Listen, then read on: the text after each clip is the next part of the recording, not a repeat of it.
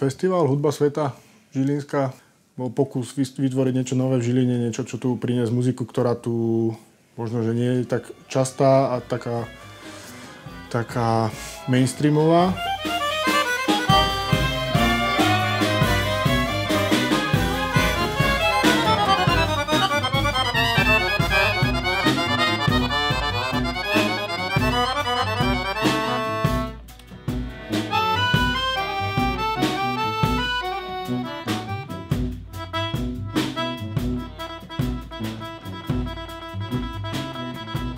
Je to spoznávanie nových obzorov iným spôsobom, nie študijným, ale cez zábavu, jednoducho, cez hudbu.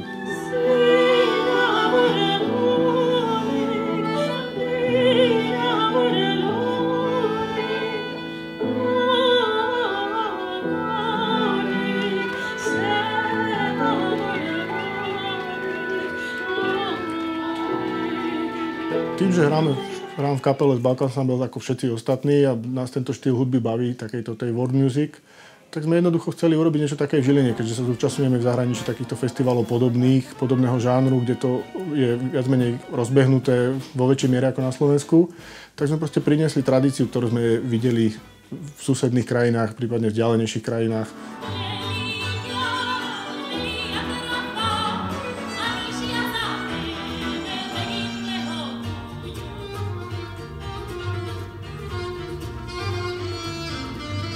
Projekt Ornamenty je spoločný projekt 3 subjektov, a to znamená ľudová hudba Sluku, tria Pakora a multiinstrumentalistu Mareka Pastierika.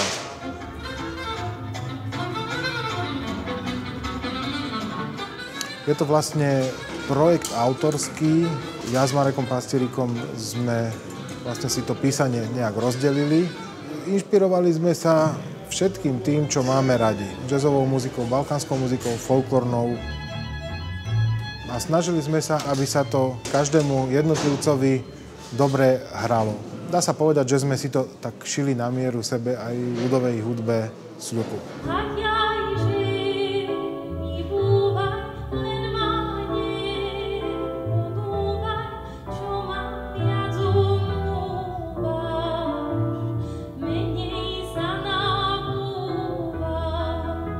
The name Music of the World, well, I love that name because I feel that we can bring all the world together.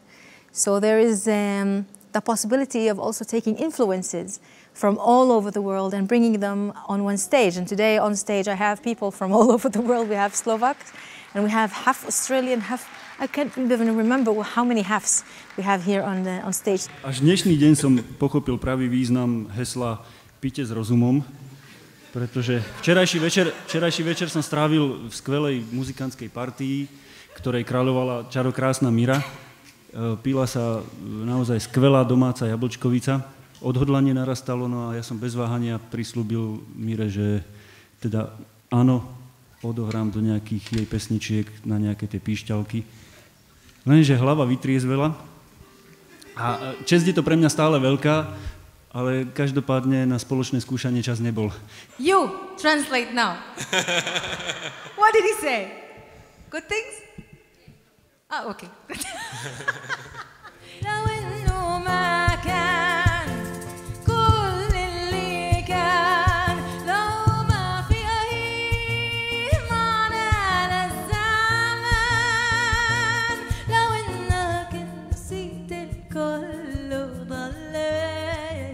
Well, I play original songs that I've written in Arabic, English, some Bulgarian. I bring the Arabic tunes together with the Western harmony, so it's Arabic fusion music.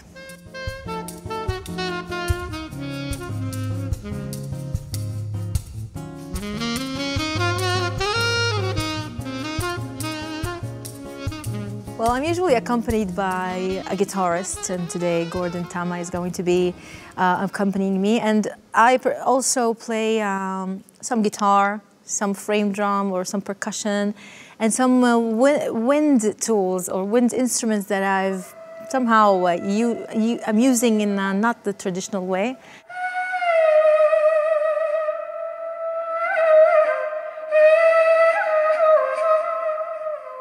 So it's acoustic vocal show that we're having.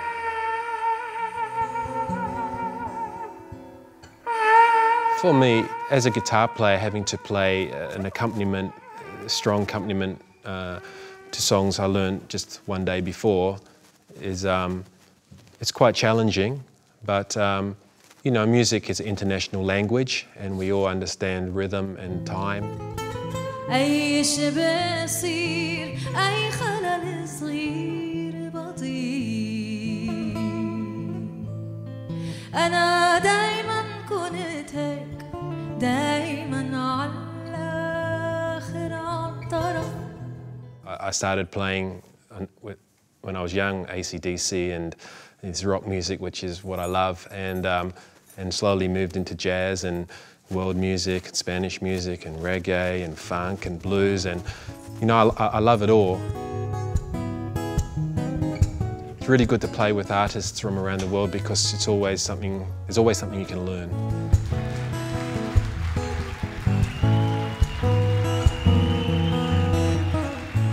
Donc à ce festival, nous allons jouer de la musique de Bretagne. Pardon, po slovensky, hej, po slovensky. Tak na tomto festivale budeme hrať hudbu z Bretonska. Hudba, ktorá sa podobá na tú hírskú hudbu, lenže spievame po bretonsky a po francúzsky.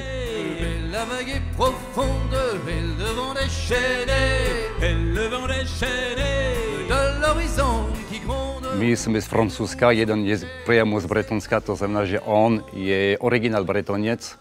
Hráme hudbu z Bretonska, aj keď Slováci, ktorí hrajú s nami, vôbec nepoznajú Bretonsko, pôvodne nepoznajú tú hudbu, ale napriek tomu hrajú s nami tú bretonskú hudbu. To znamená, že ako som povedal, že podľa mňa tá ako hudba nemá žiadne hranice. To je jedno, že či sme tu v Žiline, v Bratislave, v Paríži, v Bretonsku.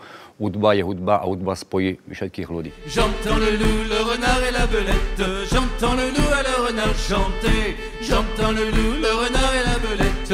J'entends le loup et le renard chanter. Ďakujeme veľmi pekne. Merci.